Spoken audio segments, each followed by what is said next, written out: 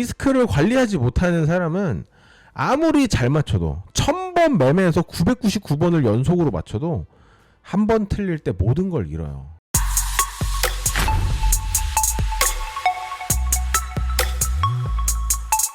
일단 상단에서 이렇게 떨어지는 저항 라인이 있었어요. 그죠? 이 저항 라인이 이렇게 있었고 계속 들어 올리려고 했지만 기존에 요 채널이 이렇게 하나가 있었죠. 과거에. 이렇게 진행이 되는 상승의 채널을 하방으로 강하게 깨면서 이제 아래로 굴러 떨어졌습니다. 그리고 이제 여기 아래 스윙 로우를 찍고 힘차게 이제 어떻게든 반등을 주려고 했는데 생각보다 많이 반등 못하고 다시 떨어지면서 저점을 깨는 그런 구조가 나왔어요. 라는 건 아직 우리가 들어와 있는 이 차트의 구조는 스윙 하이, 로우, 하이, 로우. 그런데 아직 여기가 로우가 나왔는지 아니면 더 진행 중인지는 좀 더 봐야 될 것 같아요. 자, 그러면 이제 우리는 어떤 식으로 매매를 해야 되냐? 플랜을 어떻게 짤 것이냐? 관점을 쉽고 편하게 내가 보기 위해서 이용하고 있는 도구가 바로 이 패럴럴 채널이라는 거예요. 이해 가십니까? 패럴럴 채널 어떻게 그래요? 저점, 고점 찾아서요. 왜 그렇게 찾아서 선을 그어요? 추세를 보기 위해서요. 올라가는 추세인지 내려가는 추세인지. 그래서 제가 맨날 말씀드리죠. 이렇게 포인트 3개가 나와야 채널이 그려지니까 여기가 롱을 들어가는 자리라고요. 어디까지? 채널 상단까지. 왜 맨날 제가 이 채널 성애자처럼 맨날 채널을 그리고 맨날 이 고점과 저점에 스윙 로우와 스윙 하이 포인트가 어딘지를 찾으려고 맨날 이게 나왔나, 고점이 나왔나, 저점이 나왔나를 고민하는 이유가 그거를 봐야 이게 지금 추세가 올라가는 중인지 내려가는 중인지를 판단할 수 있는 거예요. 15분 봉으로 볼까요? 15분 봉 보면은 지금 완전 상승이야. 저점과 고점을 계속 높이고 있어. 그러다가 지금 고점이 약간 눌리면서 낮아지고 있는 중이거든요. 지금의 추세가 누가 봐도 상방이야 라는 생각이 들면 기다려야 돼요. 언제까지? 내려와서 고점과 저점을 낮추는 구조가 끝날 때까지. 다시 고점과 저점을 높이는 이 포인트가 나오면 여기서 롱 타시는 거예요. 여기서 롱 타는 게 아니라. 그래서 저는 이제 방송할 때 여기서 쇼 타가지고 여기서 다 정리하고 나왔어요. 그런 것들은 제가 텔레그램 채널로 다 공지를 드렸었죠. 프랍 계좌에서 숏을 여기저기 막 잡았잖아요. 그거 거의 본전에 왔을 때 미련 없이 다 털고 내린 거예요. 이런 식으로. 안 그러면 죽을 것 같아가지고. 무섭잖아. 무빙이 위아래로 마구 흔들어야 되는데 무섭단 말입니다. 그래서 지금 이렇게 내려오는 숏을 먹어봐야 될까요? 이런 생각이 들 수 있지만 아니요. 기다리셔야 됩니다. 왜 기다려야 돼요? 아직 모르잖아. 저점을 낮췄어요? 아니요. 아직 저점이 낮아지지 않았어요. 고점이 낮아졌나요? 조금 좀 낮아진 것 같아. 조금. 그러면 이렇게 저점을 따면서 고점과 저점이 낮아지는 걸 확인하면 이런 데서 숏을 타볼 수는 있죠. 요렇게 내려오는 요 정도의 구간을 한번 먹어보기 위해서. 제가 왜 그런 생각을 하냐면 단기봉에서 1시간 봉으로 가볼게요. 1시간 봉 정도 되는 단기봉에서 고점을 계속 낮추고 있었어요. 그러다가 빵 하고 고점을 높이는 구조가 나온 겁니다. 어쨌든 저점을 낮추긴 했지만 거의 꼬리로 찌르면서 말아 올리고 이렇게 저점을 높여주는 구조로 전환을 시켰죠. 그리고 고점을 이렇게 높이는 구조로 전환이 되려고 하고 있기 때문에 57자를 찍을 때 눈 돌아갈 만하죠. 쉽지 않아. 이런 데서 롱 받기 어려워. 왜? 실제 저점을 깼고 이렇게 내려가 버리면 한 53, 54 이런 데까지도 갈 수 있는 구조였단 말이에요. 그렇잖아. 봐봐. A, B, C로 떨어지면 이런 데예요. 그래서 그냥 저는 그냥 떨어지는 것도 충분히 가능하겠는데 라는 생각을 하고는 있었던 거죠. 바닥을 한 번 더 다지면서 여기를 깨고 올려주는 이런 모양새를 지금 보여주고 있단 말이에요. 그리고 위에서 눌리고 있었던 이 하락의 추세를 지금 깨면서 상방으로 이탈을 하는 모습을 보여줬습니다. 그렇기 때문에 이게 살짝 이렇게 리테스트가 오더라도 요런 자리나 좀 딥하게 눌리면 요런 자리에서 롱 트라이를 한번 더 해보는 게 저는 맞다고 생각을 해요. 그리고 들어 올리는 이런 구조에서 여기를 밟고 한번 더 올라가주면 여기 64, 65 사이에 있는 이런 구간까지는 밀어 올리는 그림이 나올 확률이 높다고 생각합니다. 지금은. 왜냐하면 세력이 이제 캔들을 꺾었다는 거를 약간 보여줬다고 봐요. 이런 게 단기적으로는 꺾었잖아. 이 방향으로 이제 방향을 꺾겠다라는 걸 보여준 거고, 그래서 지금 여기서 받아내면서 가격을 꺾은 세력 입장에서는 이런 데까지 가야 돈을 벌어요. 왜? 요런 데 손절 라인들이 많이 걸려있기 때문에 그거 터지는 자리에다가 내가 여기서 받아낸 물량을 털어내야 내가 돈을 벌고 나오잖아요. 원웨이로 이렇게 올라갈까요? 그러긴 쉽지 않습니다. 왜? 여기에서 같이 어깨 건 애들이 많거든. 그런 애들 털어내는 무빙이 한 번 더 나와요. 그러면 이제 그런 데서 받아가지고 같이 올라가는 이런 액션을 해야 되는 거죠. 그래서 중요한 게 뭡니까? 기다려야 된다고. 언제까지? 같이 어깨 건 애들 털어내는 무빙이 나오면 거기서 타는 거예요. 그럼 어떻게 돼요? 이렇게 역캐쇼 구조 만들어지면서 가장 이상적으로 저점 높아지고 저점도 높아지는 포인트 만들면서 위로 뚫고 넥라인 돌파하면서 이탈. 어떤 사람들은 정말 보수적으로 매매하는 사람들은 딱 요 구간만 먹는 사람들도 있어요. 비트 팔고 나왔고, 비트 어저께 쇼친 거 한 입 먹고 튀었고, 롱친 것도 한 입 먹고 튀었고, EWI 한 입 먹고 튀었고요. 코루도 한 입 먹고 튀었고, 코루 여기가 좀 잘 먹었고. 그러니까 이게 뭐 이런 거야. 길게 막 내가 완전 막 끝장 볼 때까지 들고 간다. 이런 것도 필요해. 그런 것도 중요할 수 있어. 괜찮아. 그런데 문제는 그걸 버티기가 쉽지 않아요. 그리고 짧게 단타로 긁어 먹으면서 그라인딩을 해도 길게 한 방에 먹는 거만큼 먹을 수 있어요.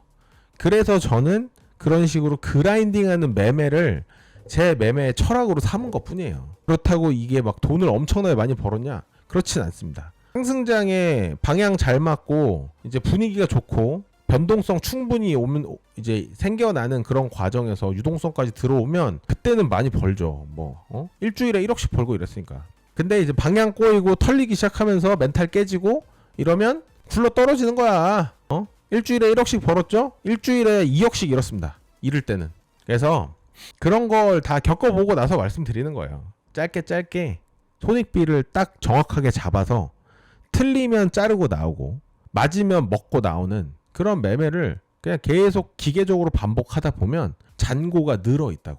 그게 우리가 추구해야 할 방향이라고 저는 생각을 합니다. 위아래 움직이는 방향을 맞춰서 매매를 하기 시작하면 사람인 이상 반드시 방심하게 돼요. 반드시. 어떤 사람이라도 마찬가지. 피해갈 수 없어. 올라가고 내려가고 하는 건 방향을 맞출 수가 없어. 그런데 지금 이 자리에서 올라간다 내려간다를 맞추려고 하면 못 맞추죠. 당연히. 그러니까 털리는 거라고. 이렇게 내려왔을 때 이런 자리쯤 오면 올라가고 내려가고 하는 걸 못 맞춰도 된다고. 못 맞춰도. 틀리면 요만큼 깨지는데 맞으면 이만큼 벌잖아. 그런 걸 하셔야 된다고요. 이게 전략입니다. 전략을 세우셔야 돼요. 눈앞에 움직이는 막 이렇게 펄렁펄렁 흔드는 거에 이거를 잡으려고 내가 막 이러고 있을 게 아니라 이런 자리가 올 때까지 기다리라고. 그게 전략이라고. 이 자리에 와서 롱 들어가는 건 이 자리 안 오면 어떡해요? 안 오면 뭐 그냥 보내주는 거지 뭐. 근데 오면 잡으라고요. 워낙에 손익비가 좋아? 그럼 이만큼 룸을 더 만들어주지 뭐. 그래도 손익비 막 10대 1 나오는데 이 앞에 캔들 꼬리 깨는 자리까지 열어주자. 그러면 6.5대 1 정도 나오거든요. 그러면 내가 진짜 타이트하게 59K에 딱 들어간다고 해볼게. 아니면 좀 루즈하게 아까 얘기한 이 라인 59.4K 뭐 이런 데서 롱 들어간다 해볼게. 손익비가 5.4대 1이에요. 존나 훌륭해. 여기까지 올라간다는 보장은 없지만. 그럼 좀 더 타협을 해볼까? 오더블럭 이제 하단부 라인 이런 데 기준으로 이런데 잡아도 4.5대 1? 손익비적으로는 진짜 훌륭한 거예요. 손익비를 올리고 싶어? 손절을 더 타이트하게 잡아. 나는 기다리지를 못해서 전 여기서 타겠습니다. 밀리면 이런 데까지도 밀릴 수 있잖아. 올라가도 이런 데까지밖에 못 가잖아. 그런데 이런 자리에서 롱을 타겠다고요? 손익비가 너무 안 좋은 거 아닙니까? 어디까지 기다리라고요? 손익비가 좋아지는 자리가 올 때까지. 그 기다리는 행위를 할 수 있어야 돈을 벌게 되는 겁니다. 그 기다리는 행위를 못하는 사람은 계속 손익비가 안 좋은 자리에서 매매하게 돼요. 아무것도 안 하면 내 시드의 보존율이 100%입니다. 그런데요, 손익비 2대 1짜리 매매를 무한히 반복해도 확률이 5대 50% 확률이기 때문에 내 시드의 잔존율이 100%에 수렴해요. 아무것도 안 하는 거랑 똑같은 짓을 하고 있는 거야. 그런데 매매하면 거래 수수료 나가죠. 수수료로 녹는 거예요. 무한히 반복하면 반복할수록 수수료로 녹는 거야. 매매 횟수? 이거는 그냥 그 외부 변수잖아요. 외부 변수. 올라가고 내려가는 확률을 내가 조정할 수 있어요? 올라갈 확률 50%, 내려갈 확률 50%입니다. 이 숫자를 형님들이 바꿀 수 있어요? 이거는 바꿀 수 있는 게 아니야. 옵션이 올라간다 내려간다 두 개밖에 없잖아요. 그러면 올라갈 확률 50% 내려갈 확률 50% 바꿀 수가 없어요. 그러면 어떻게 해요? 손익비를 높여야 될 거 아니야. 3대1, 4대1, 10대1, 20대1 손익비를 높여. 손익비가 높아지는 자리는 기다려야 옵니다. 달리는 말에 올라타면 손익비가 무조건 안 좋아요. 왜? 간다 해도 한 요만큼밖에 못 가. 근데 빠지면 이만큼 빠져. 왜 하는 거야? 돈을 벌려고 하는 거잖아. 이 모든 짓거리가. 그런데 지금 여기서 들어가는 이런 액션은 돈을 잃는 행위라고. 아까 얘기했잖아. 손익비가 1.25 대 1이야. 확률이 얼마라고요? 50%요. 형님들의 시드가 이렇게 되는 매매를 하고 있는 겁니다. 그런 데서 들어가신다고 하면 어디까지 갈지는 몰라. 언제 어디서 꺾을지도 모르고. 근데 이런 기준을 왜 정해요? 어디서 탈 거고 만약에 더 내려가면 어디서 끊을 건지에 대한 기준을 잡기 위해서 하는 거예요. 그 기준이 잡히면 잃으면 요만큼, 먹으면 이만큼 이 되는 매매를 반복할 수 있게 된다는 거예요. 이게 중요한 거야. 이 정도의 전략이 없이 그냥 뭐 전술적인 것만 쫓아가다 보면 예를 들면 이런 거야. 1파, 2파, 3파, 1파, 2파, 3파 다 5? 뭐 나왔어? 그럼 이제는 뭐 최종 5파까지 나왔으니까 무조건 이제는 반등파가 나오겠지? 뭐 어쩌고 저쩌고 안 나오면 어떡할 거야? 이게 만약 이렇게 떨어지면 어떡할 거야? 알 수 없는 거예요. 어떻게 움직임이 나올지, 어디로 갈지, 올라갈지 내려갈지 이걸 어떻게 알아? 맞출 수 없다니까? 맞추려고 하지 말란 얘기를 하는 게 그래서 하는 거예요. 이런 자리에서 타면 틀리면 요만큼 맞으면 이만큼이잖아요. 그러면 어차피 확률은 5대 5야. 홀짝 도박에 내 몸을 맡기는 거야. 근데 어때요? 손익비가 10대 1이야. 10대 1짜리 매매를 반복해. 그럼 무슨 말이에요? 10번 중에 한 번만 맞아도 본전이란 얘기잖아. 9번 틀리고 한 번 맞으면 본전이에요. 손익비가 10대 1이라는 건. 그래서 그런 매매 기회는 잘 없겠지. 근데 이제 이런 식으로 수학적으로 인지를 하는 게 되게 중요해요. 왜? 대부분의 사람들이 이 인지가 안 돼서 매매를 잘 못하고 꼬이는 거야. 손절 왜 안 나가요? 깨지는 돈이 너무 아까워서요. 근데 손절을 해야 손익비가 좋아지잖아요. 타이트하게 손절을 해야. 그리고 손절을 여러 번 해도 한 번만 걸리면 5번, 6번 틀려도 10대 1, 20대 1짜리 한 번만 매매에 성공하면 이 트라이 하면서 끊겨 나간 손절 금액들 다 멘징하고도 돈이 남잖아요. 그렇게 생각을 해야 된다는 거야.